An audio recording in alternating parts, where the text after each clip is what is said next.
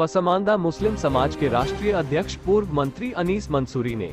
हज 2023 में हज यात्रियों को आ रही दिक्कतों के संबंध में देश के प्रधानमंत्री नरेंद्र मोदी को पत्र लिखकर अवगत कराते हुए कहा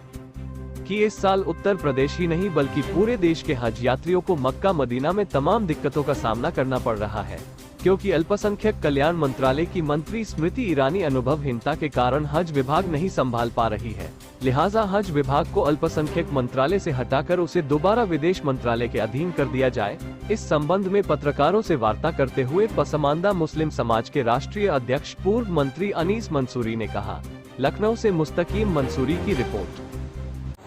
इस प्रेस कॉन्फ्रेंस के माध्यम से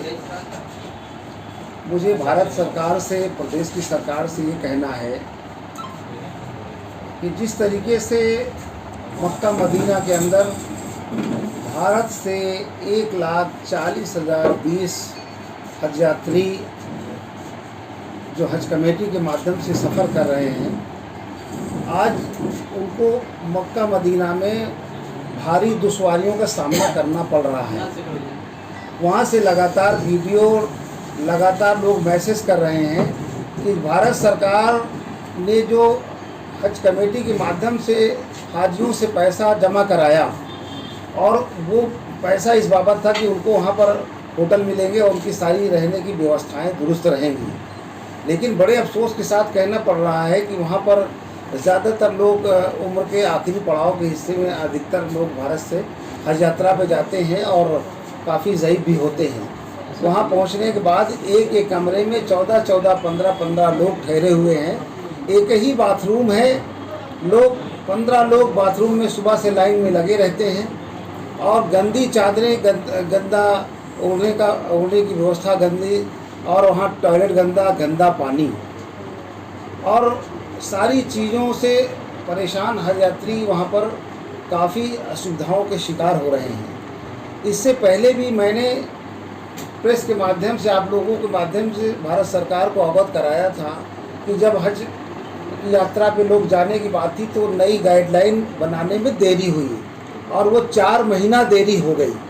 4 महीने तक जब हज कमेटी की गाइडलाइन नहीं जारी हुई तो हमने आपके माध्यम से, प्रेस के माध्यम से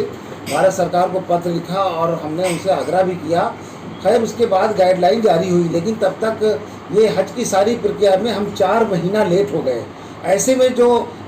मक्का मदीना के अंदर भारत के अलावा जो तमाम देश से और धर्मशाला जितने भी ठहरने की व्यवस्थाएं थी, बढ़िया अच्छा उन्होंने बुक कर लिया था और भारत से एक भी आदमी वो सऊदी अरब गया नहीं, मक्का मदीना गया नहीं, ना तो होटल देखा ना तो बुकिंग किया। ऐसे में सारे होटल जब बुक हो गए तो भारत के जो भी हज यात्री उनको सारे खटारा होटल मिले जो मक्का मदीना से काफ़ी दूरी पर भी हैं और वो सुविधाओं से लैस नहीं हैं, कम सुविधा वाले होटल हैं। ऐसे में हज यात्री को बड़ी परेशानी का सामना करना पड़ रहा है और जो इस वक्त अल्पसंख्यक मंत्रालय की मंत्री हैं मुहतरमा स्मृति ईरानी जी, वो बेइंतहा इस हज यात्रा से बेखौफ है वो कि उन्हें उसे जैसे लगता है कि इस हज यात्रा से उन्हें कोई लेना देना नहीं है। एक तो उन्होंने गाइडलाइन देनी जारी किया, दूसरी बात ये कि अपने लोगों को भेजा नहीं कि आप लोग जाइए वहाँ होटल बुक कर लीजिए या कि लोग जाएंगे। और जैसा कि मैं बता दूं कि हमेशा हज यात्रा में जाने वालों के लिए सीटें कम पड़ जाती थी, जो कोटा होता था वो कम पड़ जाता था, लोग परेशान हो जाते थे, कोटा नहीं मिलता था, प्राइवेट जाते थे। इस बार ये सीटें भी पूरी नहीं कर पाए हैं और जो प्रधानमंत्री जी के वाराणसी से जो हज यात्री जाने थे वहाँ पर भी, वहाँ की भी हवाई जहाज़ को निरस्त कर दिया गया है। ऐसे में तमाम जाने में भी परेशानी, वहाँ पहुँचने के बाद भी परेशानी। तो मुझे ऐसा लगता है कि जब से 2016 से तक जो ये विभाग था वो विदेश मंत्रालय के अंतर्गत कार्यरत था। ये हज की सारी व्यवस्थाएं विदेश मंत्रालय देखता था, लेकिन 2016 में सरकार ने इस मंत्रालय को अल्पसंख्यक के अधीन कर दिया, अल्पसंख्यक मंत्रालय के अधीन कर दिया। ऐसे में ये विदेश की बात थी, इसमें अल्पसंख्यक का कोई लेना देना था नहीं, विदेश में अल्पसंख्यक मंत्रालय से कोई मतलब भी नहीं था। तो इसलिए विदेश मंत्रालय के पास विभाग होना चाहिए ताकि इस बात को समझते और वहाँ पर उनके अधिकारी भी संबंधित थे, लेकिन एक खेल कर दिया। तब से 2016 से अब तक ये हज यात्रा में इस तमाम तरह की दुश्वारियाँ आने लगी हैं। पहले ऐसी बातें नहीं थी। इसलिए हम सरकार से कहना चाहते हैं कि जिस तरीके से हज को आपने तमाशा बना के रख दिया, हज को तमाशा बना के रख दिया, हज पे जाने वाले लोगों को इतना परेशानी दिनों में जो ज़ईफ़ लोग हैं जाने वाले लोग 10 बार सोचेंगे। बहुत लोगों ने 30 बार हथियार डाल दिया और फिर इतनी टर्म्स ऑफ कंडीशन हज पे जाने वालों के लिए इतनी टर्म्स ऑफ कंडीशन सख्त हो गई कि उस कंडीशन को लोग फुलफिल कर पाने में कामयाब नहीं हुए, तो वो हज यात्रा नहीं कर पाए। ऐसे में मैं प्रधानमंत्री जी से अनुरोध करता हूँ कि सबसे पहले स्मृति ईरानी जी को उनके पास से विभाग हटा करके और पुनः आप विदेश मंत्रालय के अधीन हज कमेटी को कर दिया जाए। और जो हज कमेटी के अंदर बैठे भारत सरकार के हज कमेटी के लोग जो है, उत्तर प्रदेश के हज कमेटी के लोग हैं, ये बैठे तमाशबीन की तरह केवल दिन भर पेपर और मीडिया में रहते हैं। उनको इस देश के तमाम जो बेचारे हाजी यात्रा पे हैं उनकी समस्याएं दिखाई नहीं पड़ती हैं। और यहाँ भारत के तमाम ऐसे जो सियासी उलमा भी हैं, उन लोगों भी तमाम तरह की बातों पे जो बात में उन्हें नहीं टिप्पणी करना चाहिए उस पर कूद पड़ते हैं और महत्वपूर्ण जैसे हज के डिपार्टमेंट पर मुंह पे अपने दही जमा कर बैठे हुए हैं और वो लोग उस पर कुछ भी नहीं बोलते हैं,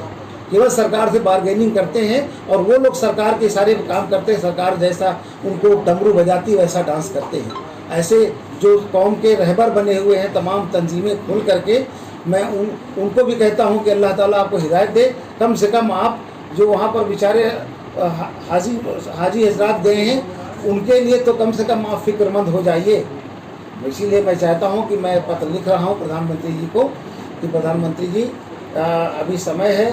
जो भी वहाँ दुश्वारियाँ हो रही हैं आप इसको अपने संज्ञान में ले करके तत्काल प्रभाव से वहाँ अपने लोगों को लगा करके हाजियों को जो भी सुविधाएं हो रही हैं उनको सुविधाएं प्रदान करने का काम करें। और उसके साथ ये स्मृति ईरानी जी को मंत्रालय से हटा करके और विदेश मंत्रालय के अधीन ये हज कमेटी को रखा जाए ताकि हमारे लोग हज की यात्रा ठीक से कर सकें और उनको पूरी सुविधाएं भी मिल सकें।